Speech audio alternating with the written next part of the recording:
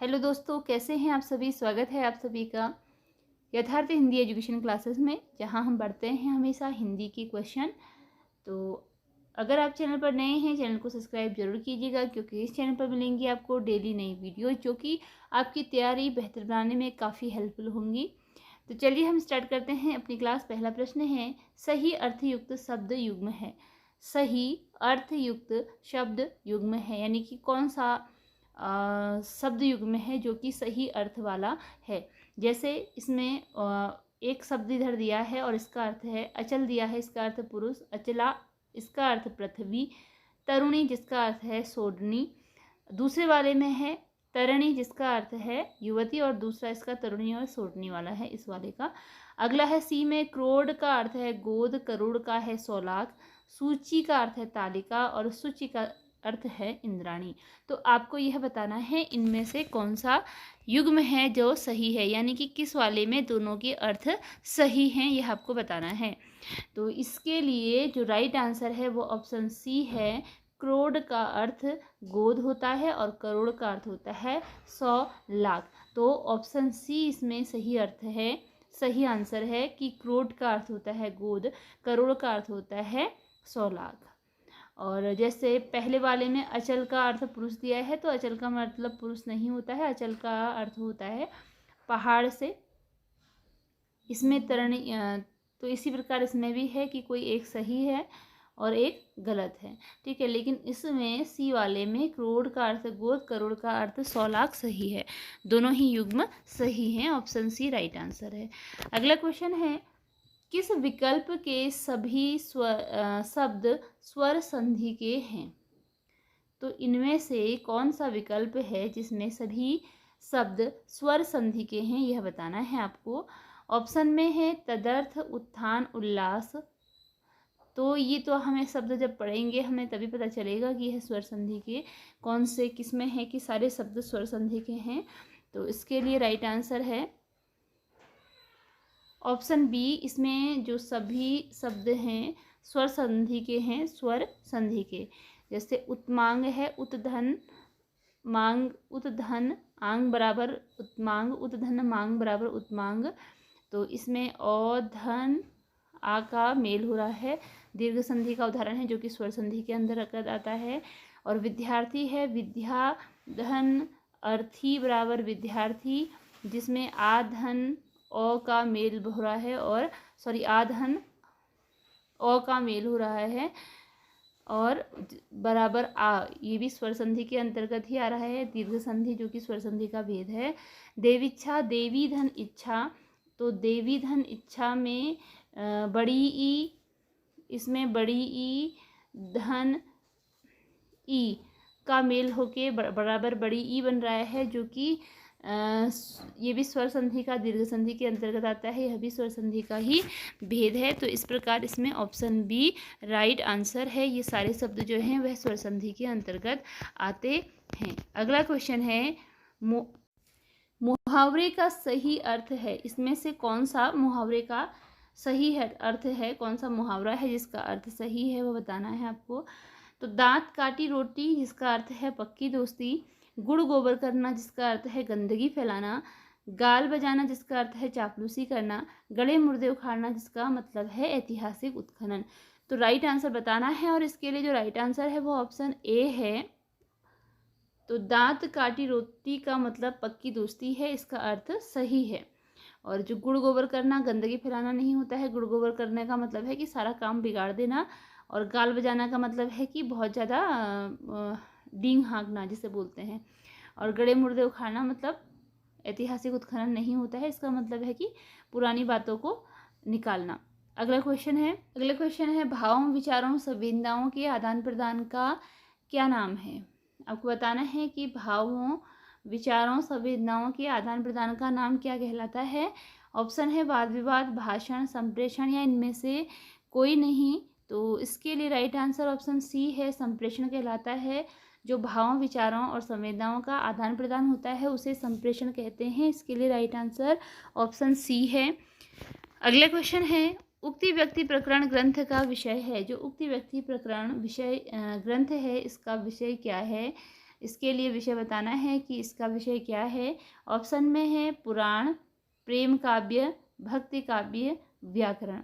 उक्ति व्यक्ति प्रकरण ग्रंथ का विषय है पुराण, प्रेम काव्य, भक्ति काव्य और व्याकरण। इनमें से कौन सा उक्ति व्यक्ति प्रकरण ग्रंथ का विषय है, इसके लिए राइट आंसर बताना है। और इसका राइट आंसर ऑप्शन डी है। इसका राइट आंसर ऑप्शन डी है। उक्ति व्यक्ति प्रकरण ग्रंथ का जो विषय है वह व्याकरण है। ऑप्शन डी इसके लिए राइट आंसर है।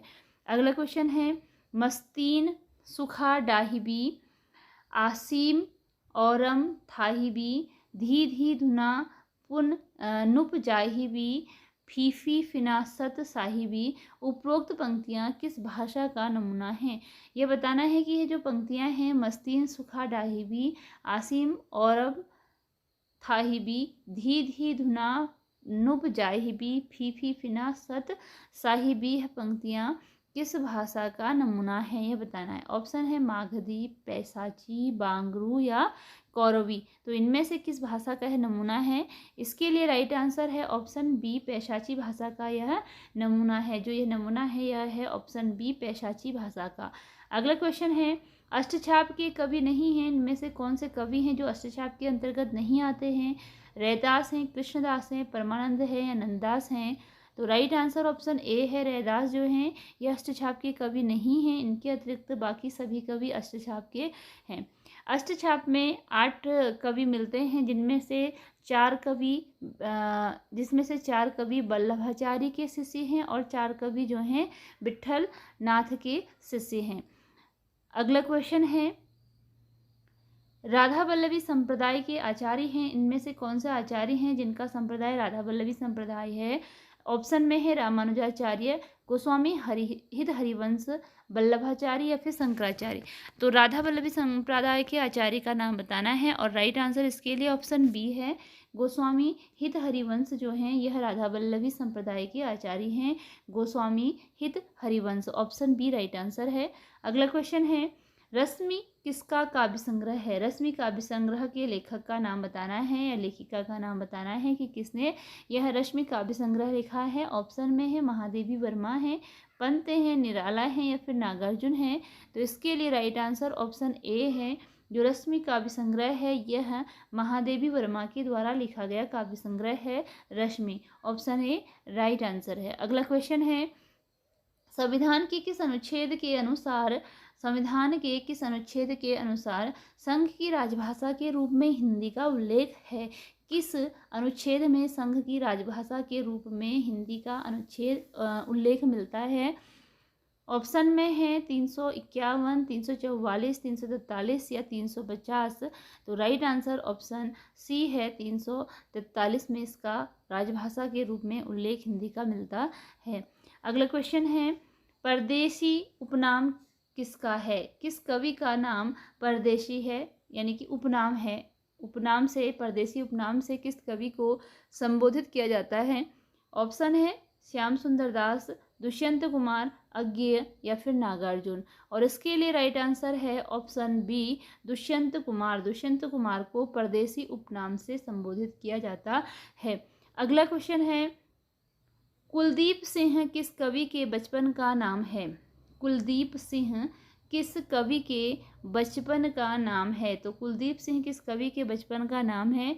ऑप्शन है शमशेर बहादुर सिंह, धूमिल, नागार्जुन या फिर कुंवर नारायण। और इसके लिए राइट आंसर है ऑप्शन ए, शमशेर बहादुर सिंह। शमशेर बहादुर सिंह के जो बचपन का नाम है वह कुलदीप सिंह है। शमशेर बहादुर सिंह के बचपन का नाम कुलदीप सिंह है। ऑप्शन ए राइट आंसर है। अगला क्वेश्चन है, प्रेमचंद्र ने किसे हिंदी का 72 नोवेल कहा है। तो प्रेमचंद्र के द्वारा किसे हिंदी का 72 नोवेल कहा गया है। ऑप्शन है सेवा सदन, प्रेमाश्रम, रंगभूमि और गोदान। ये सभी रचनाएं प्रेमचंद्र जी की हैं। तो राइट आंसर बताना है इसमें किसे 72 नोवेल कहा गया है। ऑप्शन बी राइट आंसर है, सेवा सदन को प्रेमचंद्र ने हिंदी का 72 नोवेल कहा है। अगला क्वेश्चन है, विष्णु प्रभाकर को सत्ता के आर पार शीर्षक नाटक के लिए कौन सा पुरस्कार मिला। तो विष्णु प्रभाकर को सत्ता के आर पार शीर्षक नाटक के लिए कौन सा पुरस्कार मिला? ऑप्शन है सरस्वती सम्मान मिला, कालिदास सम्मान मिला, मूर्ति देवी पुरस्कार और प्रेमचंद्र पुरस्कार। इसमें पहला क्वेश्चन आपका बनता है, देखिए, सत्ता के आर पार किसकी रचना है? विष्णु प्रभाकर की। सत्ता के आर पार किस विधा की रचना है? तो नाटक विधा की रचना है। अब इसके लिए कौन सा पुरस्कार मिला? तो राइट आंसर इसके लिए ऑप्शन सी है, मूर्ति देवी पुरस्कार। इसके लिए विष्णु प्रभाकर को मिला मूर्ति देवी पुरस्कार। तो आपके इसमें एक क्वेश्चन में 3 क्वेश्चन सॉल्व हो गए। पहला, सत्ता के आर पार रचना के लेखक विष्णु प्रभाकर। दूसरा, यह किस विधा का की रचना है? तो नाटक है। और इसमें कौन सा पुरस्कार मिला? तो मूर्ति देवी पुरस्कार विष्णु प्रभाकर को सत्ता के आर पार नाटक के लिए दिया गया। अगला क्वेश्चन है, कलम का सिपाही अमृत राय की किस प्रकार की रचना है? जो अमृत राय ने रचना लिखी है कलम का सिपाही, कलम का सिपाही, तो ये किस प्रकार की रचना है, यह आपको बताना है। ऑप्शन में है संस्मरण है, आत्मकथा है, रेखा चित्र है या फिर जीवनी विधा की रचना है। आपको कुल मिला के कलम का सिपाही जो रचना है इसकी विधा बतानी है कि कौन सी यह विधा है इसकी। तो राइट आंसर ऑप्शन डी है, यह जीवनी विधा की रचना है कलम का सिपाही। कलम का सिपाही जो है यह जीवनी विधा की रचना है। एक रचना है कलम का जादूगर, एक रचना है कलम का जादूगर। तो कमेंट में ज़रूर बताइए कि कलम का जादूगर रचना किसकी है। ठीक है, कलम का सिपाही तो अमृत राय की रचना है, लेकिन कलम का जादूगर जो रचना है यह किसकी है, यह आपको बताना है। तो कमेंट में ज़रूर बताइएगा। अगला क्वेश्चन है, चितकोबरा किसका उपन्यास है? चितकोबरा किसका उपन्यास है? चितकोबरा की विधा है उपन्यास, उपन्यास विधा की है रचना है। तो किसका उपन्यास है बताना है। ऑप्शन में है उषा प्रियमदा, मृदुला गर्ग, मन्नू भंडारी या कृष्णा सोबती। तो राइट आंसर इसके लिए ऑप्शन बी है, जो चितकोबरा रचना है यह है मृदुला गर्ग की। ऑप्शन बी राइट आंसर है, चितकोबरा मृदुला गर्ग की रचना है, उपन्यास है। अगला क्वेश्चन है, नरेश मेहता का प्रबंध काव्य प्रार्थना पुरुष किसके जीवन पर आधारित है? नरेश मेहता का प्रबंध काव्य प्रार्थना पुरुष, तो प्रार्थना पुरुष किसकी रचना है? एक क्वेश्चन इसमें आपका ये बना कि यह नरेश मेहता की रचना है। दूसरा क्वेश्चन इसमें यह है, जो सेकंड क्वेश्चन बना वह बना कि यह किस विधा की रचना है, तो यह प्रबंध काव्य है। और थर्ड वाला इसमें क्वेश्चन बनता है कि यह किसके जीवन पर आधारित है प्रार्थना पुरुष, तो इसके लिए ऑप्शन दिए गए हैं गांधी जी के, नेहरू के, भगत सिंह के या सुभाष चंद्र बोस के। तो राइट आंसर इसका ऑप्शन ए है, जो प्रार्थना पुरुष रचना है नरेश मेहता जी की प्रार्थना पुरुष रचना है या प्रबंध काव्य है, यह गांधी जी के जीवन पर आधारित रचना है। ऑप्शन ए इसके लिए राइट आंसर है। प्रार्थना पुरुष नरेश मेहता की जो रचना है गांधी जी के जीवन पर आधारित रचना है। अगला क्वेश्चन है, भूखंड तप रहा है किसका काव्य संकलन है? भूखंड तप रहा है, एक काव्य संकलन के लेखक का नाम बताना है। ऑप्शन है श्रीकांत वर्मा, केदारनाथ सिंह, चंद्रकांत देवताले और धूमिल। तो भूखंड तप रहा है, इसके काव्य संकलन का किसका काव्य संकलन है बताना है। इसके लिए राइट आंसर है option C, Chandrakant Devtale. Option C Chandrakant Devtale की रचना है भूखंड तप रहा है। अगला क्वेश्चन है, जाखू मणियार द्वारा रचित रचना है। इनमें से कौन सी रचना है जो कि जाखू मणियार के द्वारा रचित रचना है? ऑप्शन में है रामायण महानाटक, हरिचंद्र पुराण, हनुमान नाटक या सीताहरण। तो राइट आंसर ऑप्शन बी है इसके लिए, हरिचंद्र पुराण। यह है जाखू मणियार द्वारा रचित रचना। अगला क्वेश्चन है, आचार्य शुक्ल ने राम काव्य परंपरा का प्रथम कवि किसे माना है? शुक्ल जी के द्वारा राम काव्य परंपरा का प्रथम कवि किसे माना गया है? अग्रदास को, तुलसीदास को, रामानंद को या केशवदास को? इसके लिए राइट आंसर बताना है और राइट आंसर है option C, option C Ramanand को। आचार्य शुक्ल ने राम काव्य परंपरा का प्रथम कवि रामानंद को माना है। अगला क्वेश्चन है, राम भक्ति में स्वसुखी के प्रवर्तक हैं। राम भक्ति में स्वसुखी के प्रवर्तक हैं। यानी कि राम भक्ति में स्वसुखी के प्रवर्तक कौन हैं? कीलदास, जीवाराम, रामचरण दास, अग्रदास। राइट आंसर बताना है और राइट आंसर इसके लिए है ऑप्शन सी, रामचरण दास। राम भक्ति में स्वसुखी के प्रवर्तक रामचरण दास हैं। अगला क्वेश्चन है, सुमेलित कीजिए। सही सुमेल करना है। कौन सा ऑप्शन सही होगा? संप्रदाय और स्थान दिए गए हैं, क, ख, ग और घ, और इसके लिए कोड दिया गया है कि किसके लिए कौन सा आंसर सही होगा। ए वाला सही आंसर है। क के लिए है महाराष्ट्र, यानी कि वारकरी संप्रदाय महाराष्ट्र से। पंचशाखा संप्रदाय उड़ीसा। सहजिया संप्रदाय बंगाल।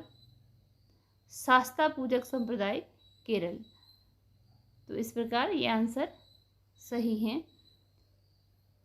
अगला क्वेश्चन है, जानकी विजय के रचयिता कौन है? जानकी विजय के रचयिता, जानकी विजय के रचयिता का नाम बताना है। ऑप्शन बलदेव दास, कृष्णदास, नामवर सिंह, भवभूति। राइट आंसर बताना है इसके लिए और राइट आंसर है ऑप्शन ए, बलदेव दास। जानकी विजय के रचयिता हैं बलदेव दास। ऑप्शन ए राइट आंसर है। अगला क्वेश्चन है, अधोलिखित में से कौन सा कवि रीतिबद्ध नहीं है? इनमें से कौन सा कवि है जो कि रीतिबद्ध नहीं है? जो रीतिबद्ध नहीं है उसके लिए आपको बताना है जो रीतिबद्ध नहीं है।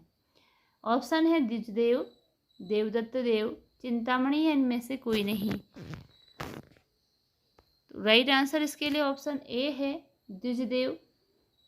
रीतिबद्ध कवि नहीं है। देवदत्त और चिंतामणि रीतिबद्ध कवि के अंतर्गत आते हैं। अगला क्वेश्चन है, घरानंद किस नर्तकी से बेहद प्यार करते थे? ऑप्शन है सुभान, देहदान, सहजान या सुजान। तो राइट आंसर ऑप्शन डी है इसके लिए, सुजान।